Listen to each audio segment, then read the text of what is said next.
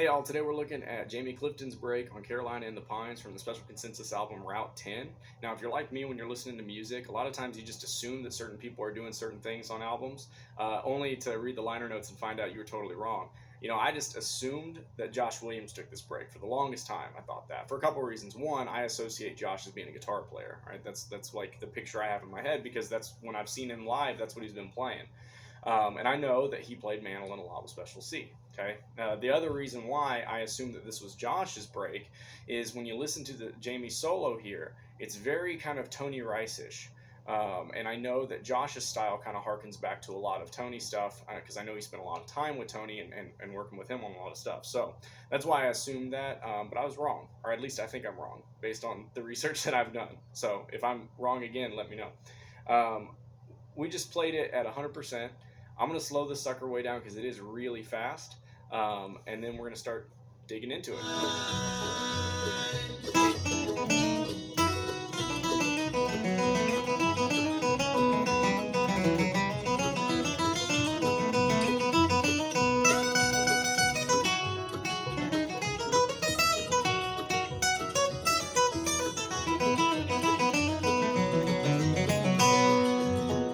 Alright, so they are in the key of B, so we're capoed on the 4th fret, playing out of the G position.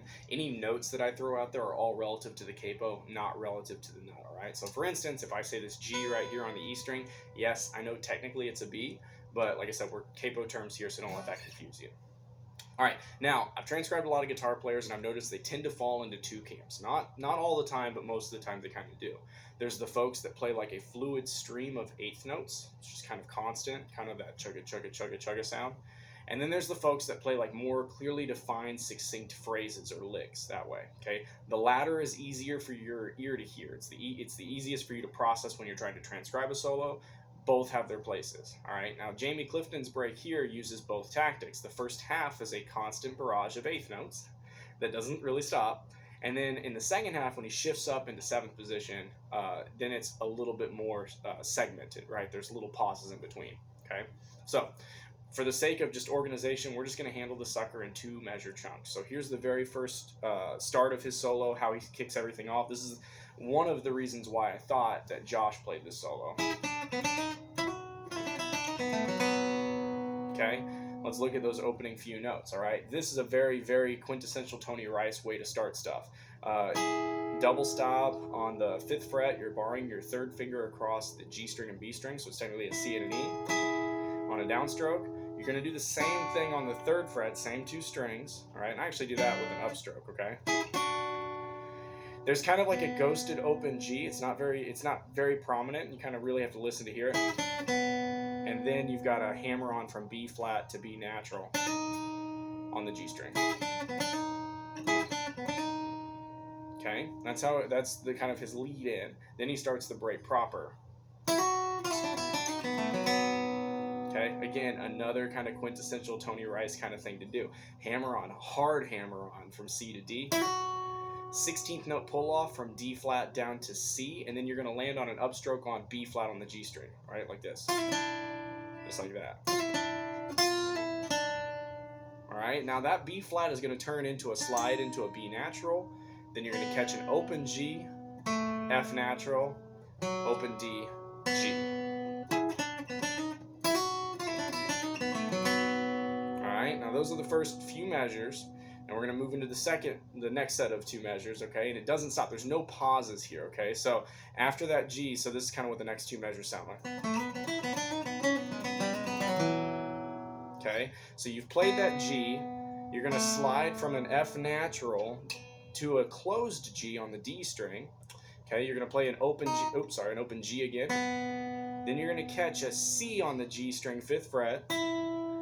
Okay, open G again. B flat to B natural, hammer on, and then an open G, okay, that's actually on the downstroke, and then a pull off from A to G, down to E, G again, D sharp to E, and then, okay, and we'll handle that in the next section. So the second segment sounds like this. Okay, that leads you into the C chord. Okay, or the 4 chord here. What's kind of cool about that little chunk is in the song, it's over a 2 minor chord or an A minor chord, right? Cool. And if you think about the notes of an A minor chord, A, C, and E are your most important notes. They outline the harmony of that chord, right? And those really aren't that present in this lick.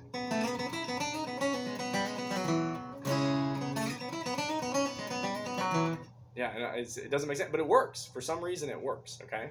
All right, so the beginning up to that part sounds like this.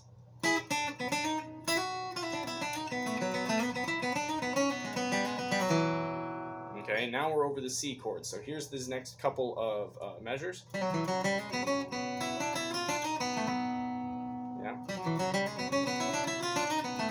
There we go. Okay, again, another kind of Tony Rice thing to do. So let's take a look at it. This pull off, 16th note pull off, E flat down to D, and you're going to land on an upstroke on the C on the A string. And then you're going to walk it back up. Open D, D sharp, E natural, G, A, G, C.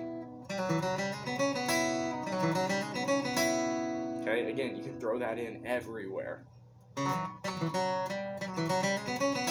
Okay, after that C, you're going to hit a B flat again, a C again, a C sharp, again another B flat that slides into a B natural, F to G, right?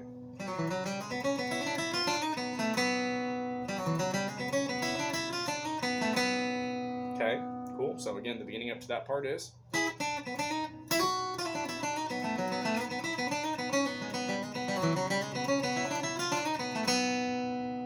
Okay, and then we have the same lick that we just saw where we're sliding on the G string so much. Okay, so after that.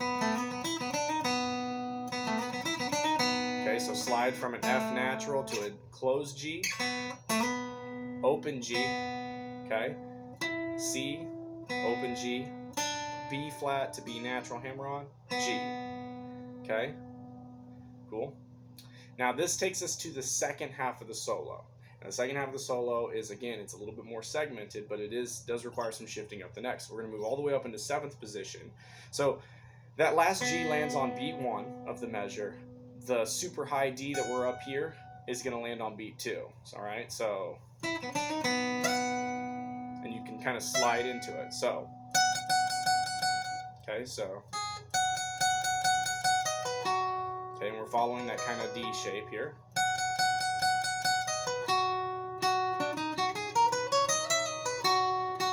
Okay, so there's really not much to these two licks, right? They follow that D shape pretty good. Okay, so that when you go back down the first time, so on beat 1, you're starting on the D, B, G, D.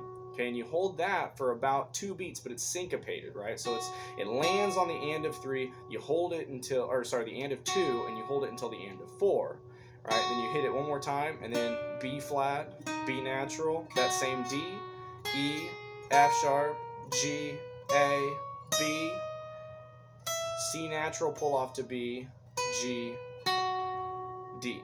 Okay, so those two licks,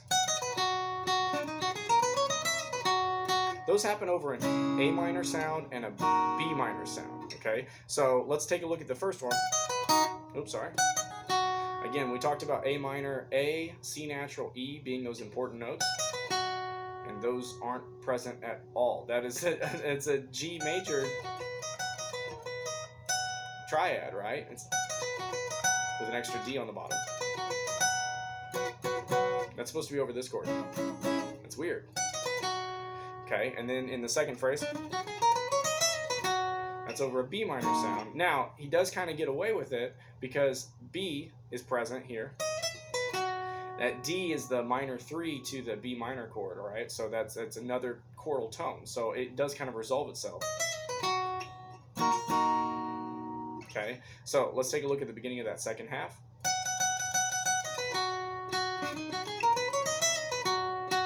Okay, cool. Now we're ready for the descent. Now the descent is like little 3-note chunks. Sorry. Okay. Okay, so the first, it's on the and of 1. It's a pull off from high D down to C natural, and then you're going to catch an A on the B string. Up, up. So it's 2 upstrokes. pull off, and then an upstroke. And then you've got an eighth rest to go down 2 measures to do the exact same thing. So, and those are all upstrokes. Okay, then you're going to go down into 3rd position again. Here's that kind of like bluesy, like pentatonic shape. Again, another reason why I thought Josh did it. All right, you're going to kind of take the same thing, the same idea, but then you're going to continue on with it. Okay, it's kind of like the rule of 3. 1, 2, and then by the 3rd one, you got to do something different with it. Okay, so those notes at the very end of it right there, so you're pulling off, or sorry, it's a B flat down to, B flat down to G. Okay, so up, down, F natural, D, C, G, slide from C down to B, G, back up to that C, hammer on from B flat to B natural, G, F natural, G, F natural again, and then a G run.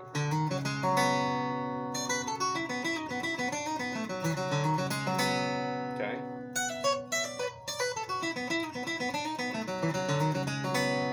Okay, so I know that was a lot there. Like I said, I'm going to include my transcription notes here in this video so you can kind of pick it apart at your own pace.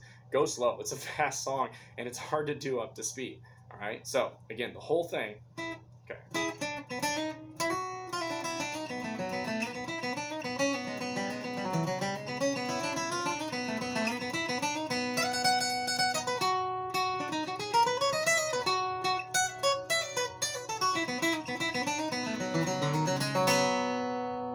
That's it. Again, a lot of it shouldn't work, but it does, especially over that A minor, B minor, C, D part right there, okay? A lot of times.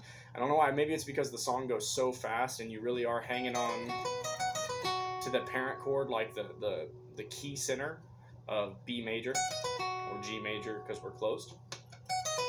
Maybe because it moves so fast and you're just hanging on to what outlines the 1 chord. Maybe that's why it works, but it does. So go slow, break it into small chunks. Good luck.